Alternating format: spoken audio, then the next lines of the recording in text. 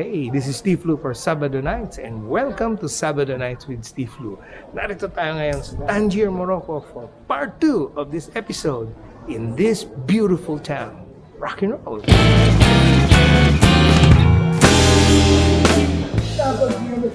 This is your food diwata for Sabado Nights with Steve Lu, reporting from Cafe Tangiers in Tangier, Morocco. We are in the old city, the old part of town. In particular, we are in what is called the Petit Soco. And Soco is kind of a Spanish adaptation or bastardization of the Moroccan word souk, which is market. And I am going to be speaking a lot from the Anthony Bourdain episode that he shot here in Tangier in this very cafe, because there are so many delicious tidbits he has to share. Most notably, if I might quote from the fellow, I think the journalist or the writer he was interviewing, I was sitting with here, Tangier is a very Moroccan city with a European outlook. Not surprising, since if you go to the Casbah Museum at the top, you can see Europe, you can see Spain, Gibraltar from there, way across the ocean. Again, that goes to the whole European outlook thing. And precisely, this is the place where Westerners come, Europeans, Americans, particularly writers like William Burroughs, who I think was influenced or was a part of the Beat generation of writers. And it attracted a lot of what they say are mad people, artists, poets, writers, and I suppose that would make me quite mad then.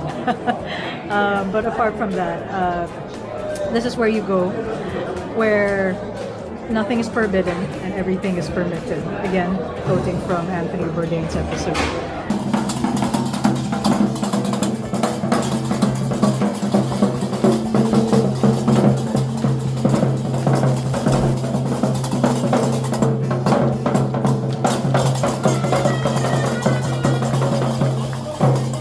So this is a place where debauchery is permitted, where you can do anything, you can be anything, do anything you want, and whatever devilry and debauchery you prefer to indulge in, you can do it here in Tangier.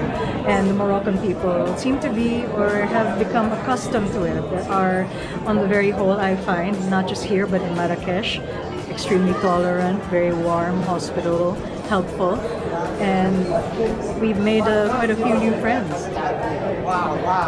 So for the most part, the day is still young. After Cafe Tangiers, we still have our golden hour later, perhaps at the top of the Casbah, and I will talk more about that later in the day. I'd like to make special mention of wherever you go in Morocco, they have this beautiful fresh mint tea. Look at it, it's chock-a-block full of fresh mint leaves, and you can choose to have it with sugar or without sugar. Preferably with the Moroccan cuisine that I've eaten so far, I love it with the sugar.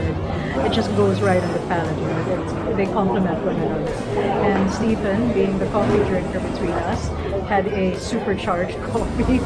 Well, no wonder. I mean, I have to say Starbucks isn't popular in places like Italy and Morocco, because they have they have marvelous coffee. And I also have to say that, even though we've gone a juice, mint tea kind of journey without the alcohol, sans alcohol, would you believe it? I love the fact that you can smoke anywhere. They're very, very, again, tolerant, liberal, such things. So, it's mad, but I love it. Just to add, they speak more, you will encounter much more Spanish here, and many more Spanish-speaking people. So for now, adios, hasta la vista, salud, see you later.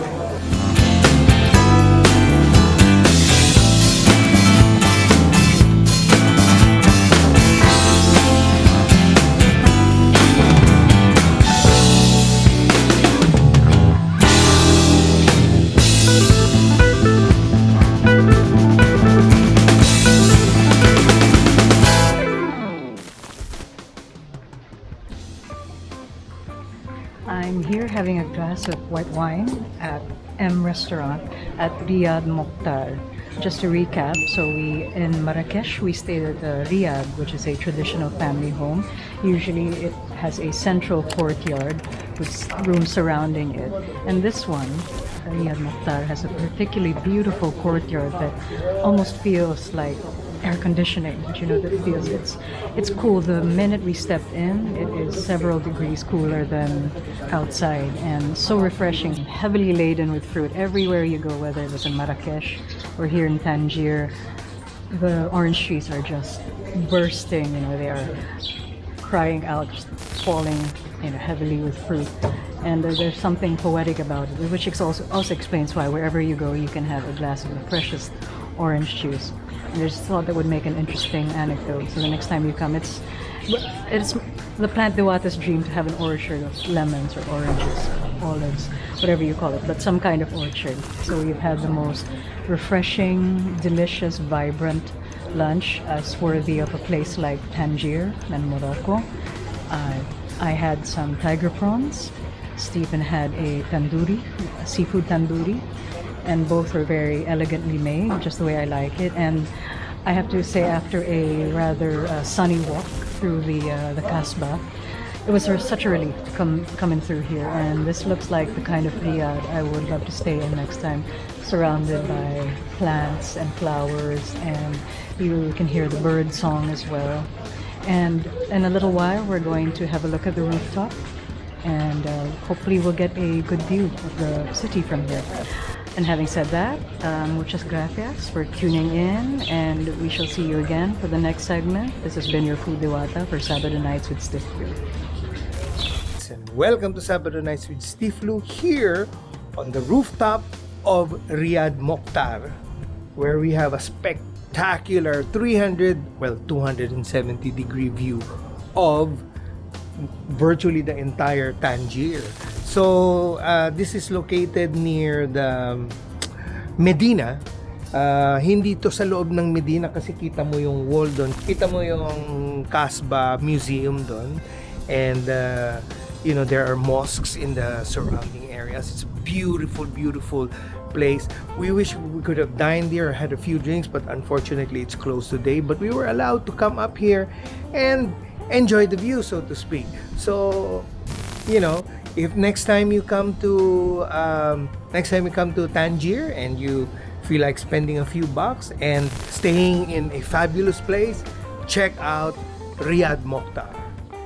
Pagkandaan dito sa Tangier, makikita mo nandun yung Old Medina, nandun yung Old City Medina, Kasbah, nandito naman yung Boulevard, and nasa tapat lang ng hotel namin yung beach. So you just have to cross the street and you're already here at the beach. And at the beach, you will see some camels, you will see some horses, and the water is clean, the sand is nice, and Tangier is a very beautiful place. What can I say? Cheers!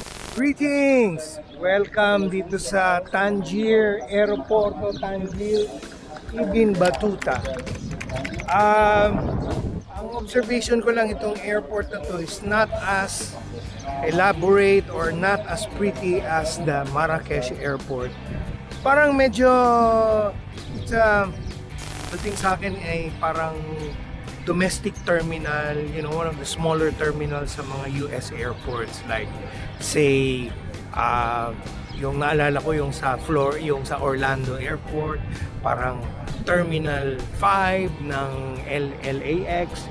So, it's a smaller one. Saka hindi siya masyadong magarbo. Hindi katulad ng the Marrakesh Airport. Although wala tayong videos nun, meron naman akong picture, and you can check it out online. Another, let me give you some pointers nga pala para dun sa mga gustong mag-travel dito sa Morocco. Dito nga dito sa Tangier, mas maraming, they're more knowledgeable of Spanish and also French, and of course Arabic. Unlike sa Marrakesh, mas French speaking sila. Of course dito sa Tangier, because of its proximity, it's 14 kilometers to Gibraltar. That's what we were told. So you can just take the ferry that would para ka lang bumiyahe ng Puerto Galera, nasa Spain ka na. So maraming mga, like I mentioned before, mga tourist travelers from Spain coming over staying overnight or even for the day. Surprisingly, yung they have a good grasp of the English language, which is very good for travelers like us. Tapos, meron pa akong isang small tip para sa inyo. Here in Morocco, wala silang Uber. At taxis, there are two types of taxis, the blue one and the beige-colored taxis. The beige-colored taxis parang official airport taxi or official taxis yan. Puro kontrata dito. So, kung hindi ka sanay, mangongontrata ka. So there's this app called InDrive, which you can punch in para siyang Grab or Uber. You can punch in your destination and your pickup place, and they will give you a basic estimated cost of transport. Tapos either magdadagdag ka or magbabawas ka, and then they will offer. Although that is still not allowed here in Morocco, kaya very careful sila. Hindi sila nagbababa ng passengers doon sa doon kung saan merong mga taxi dahil baka hulihin sila. Hindi natin alam. Anyway, that's just a short tip for you travelers to Morocco, whether in Tangier or in Marrakesh, about your transpo situation here. Of course, dito sa Tangier, mas accessible ang mga cars, unlike in Marrakesh. Pag nakapasok ka na sa loob ng Medina, wala nang cars doon except in the periphery. But, marami silang motorcycles and bicycles within the Medina, kaya medyo ingat din doon. Kung mapapansin nyo, yung kulay blue, yun yung mga talagang taxis na nag-aabang na yung pinapara. Pwede ka rin magpara ng beige taxis, pero medyo mahal sila maningil eh. Pero yun nga, isa pang tip, no? Dito puro kontrata, huwag kang magkamali na magpatulong sa this is given to me, this is a tip given to us by our host in our Riyadh, na yung mga tumutulong dito, hindi out of the goodness of their heart, they're expecting a tip. At syempre, meron din tipping dito, pretty much like a third world country, parang sa atin sa Pilipinas.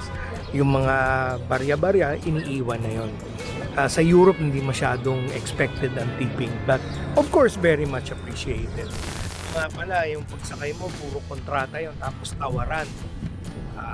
Tapos minsan, may ahente pa na so, parang yung fare namin from the train station here in Tangier to the hotel, kung in-apply ko yung InDrive, it was just maybe 25 to 30 dirhams, which is the local Moroccan currency.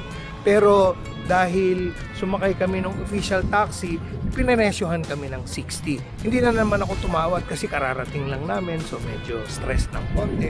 At yun nga, hindi pa kami sanay. Pero ngayon, the next time you travel, or the next time we travel, you know what to do.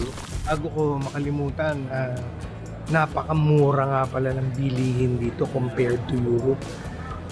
Yung sigarilyo dito, 450 euro sa Milan, 650 sa Paris, and UK, 15 euros isa. So, you be the judge, no? Tapos, ang food cost dito is at least 35 to 40% less than you would in Europe. And, you know, fine dining na yun. So, yeah, just a few pointers here on Sabado Nights with Steve Lu for all you travelers who wish to visit Morocco. Hey, salamat sa inyo pagtangkilik dito sa Sabado Nights with Steve Lu. Ito po si Steve for Sabado Nights. And thank you for watching this Tangier Morocco episode part 2. Keep on rocking!